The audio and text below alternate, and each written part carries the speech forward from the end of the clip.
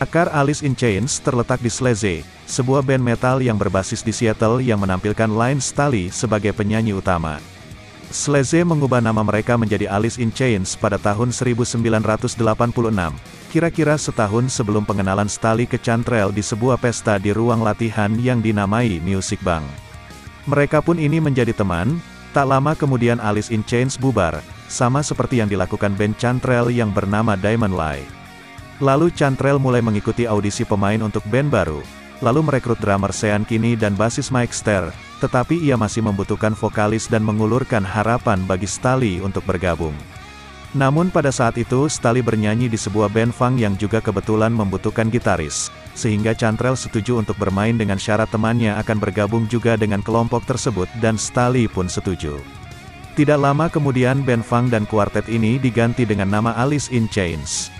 Alice in Chains mulai manggung secara teratur di daerah Seattle, yang sering berbagi tagihan dengan Mother Love Bone dan mendapatkan perhatian promotor bernama Randy Houser yang membiayai demo.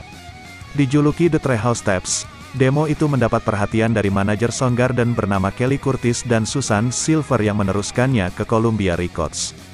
Label menandatangani Alice in Chains pada tahun 1989 dan menjadikannya prioritas, mengantar band ke studio dengan produser David Jarden yang baru-baru ini bekerja dengan Jane's Addiction. Awal tahun 1990, label merilis EP berjudul We Die Young khusus untuk promo dengan penonton heavy metal dan judul lagunya menjadi hit di radio rock, yang mengatur panggung untuk rilis Agustus debut grup berjudul Facelift, yang dengan cepat diikuti oleh pembukaan tur untuk Iggy Pop. Lalu Man in the Box menjadi single kedua album pada bulan Januari tahun 1991, dan setelah videonya memasuki rotasi MTV, Facelift lepas landas.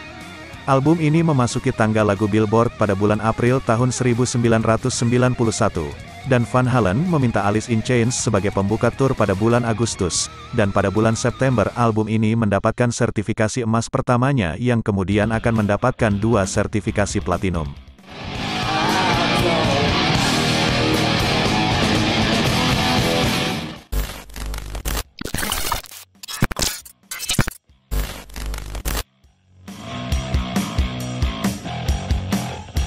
Ketika momentum Facelift tumbuh, Alice in Chains terus sibuk di belakang layar untuk mengerjakan materi album kedua dan merekam EP akustik yang disebut SUP. Salah satu rekaman all akustik pertama dari band rock alternatif, SUP dirilis pada bulan Februari tahun 1992. Alice in Chains juga memfilmkan diri di cameo film Singles, komedi romantis Cameron Crowe yang merayakan adegan underground Seattle yang semarak di awal 90-an. Pada saat soundtrack film muncul pada bulan Juni tahun 1992, adegan Seattle telah meledak secara nasional berkat keberhasilan tak terduga dari album kedua Nirvana, yang berjudul Nevermind, dan Alice in Chains berada di tengah-tengah ketenaran itu. Sebuah kesibukan yang berlipat ganda sebagai single pertama dari kedua soundtrack singles dan Alice in Chains album kedua yaitu Dirt mulai mendaki chart rock mainstream Billboard pada bulan Juni tahun 1992, bulan yang sama soundtrack singles dirilis. Pada bulan Desember album ini memperoleh sertifikasi platinum, itu akan menjadi platinum sekali lagi pada tahun 1993 dan 1995 dengan sertifikasi keempat, dan yang terakhir tiba pada tahun 2000 dan tetap di tangga lagu berkat lagu Angry Chair dan top 10 hit rock mainstream berjudul Rooster dan Down in a Hole.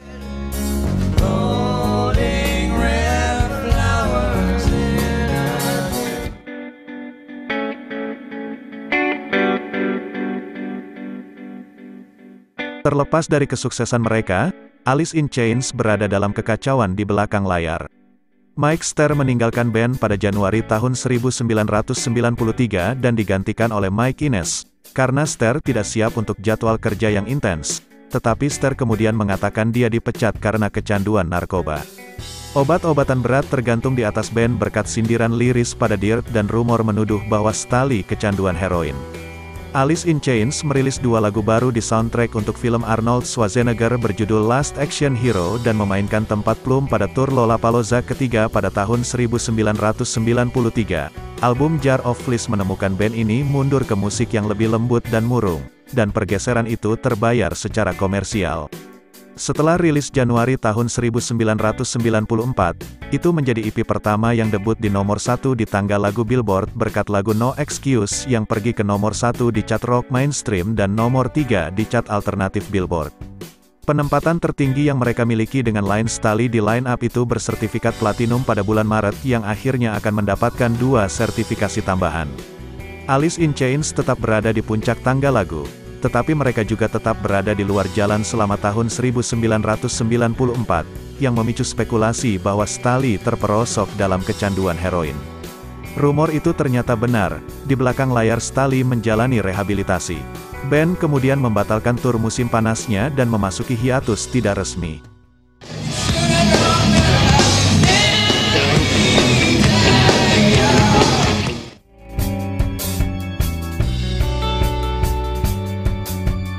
Alice in Chains enggan untuk tur, tetapi sebaliknya mereka merekam konser yang pertama dalam hampir 3 tahun untuk MTV Unplugged pada tanggal 10 April tahun 1996. Pada saat acara itu dirilis sebagai album pada tanggal 30 Juli, Alice in Chains kembali ke panggung setelah 4 tanggal pendukung untuk Kiss. Lalu Staley ditemukan tidak responsif setelah overdosis heroin pada tanggal 3 Juli tahun 1996 setelah pertunjukan di Kansas City. Staley kemudian pulih dari overdosisnya, tetapi band ini berjuang saat ia berjuang melawan kecanduannya. Setelah kematian mantan tunangannya yang bernama Demri Parrott pada bulan Oktober tahun 1996, Staley mengasingkan diri dari publik, lalu band dipimpin oleh Jerry Cantrell untuk menulis dan merekam album solo yang dinamai Bogey the Pot. Alice in Chains menyelesaikan 2 lagu baru termasuk top 10 mainstream rock hit berjudul Get Born Again untuk box set 1998 Music Bank. Semua anggota Alice in Chains menyibukkan diri selama hiatus panjang ini. Sean Kinney dan Mike Inez muncul di Space for Darwin, lalu Cantrell mengerjakan album solo kedua berjudul Degradation Trip, sebuah rekaman sophomore gitaris yang muncul pada bulan Juni tahun 2002, yaitu 2 bulan setelah Staley ditemukan tewas karena overdosis obat di kondominium Seattle.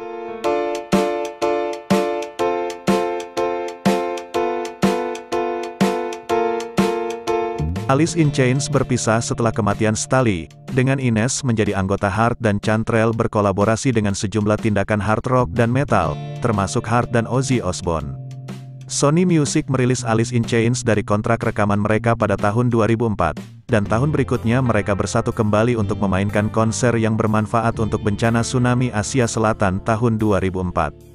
Pat Lahman bertindak sebagai pengganti Staley, tetapi bintang-bintang lain juga muncul dengan band termasuk Ann Wilson dan Maynard James Keenan.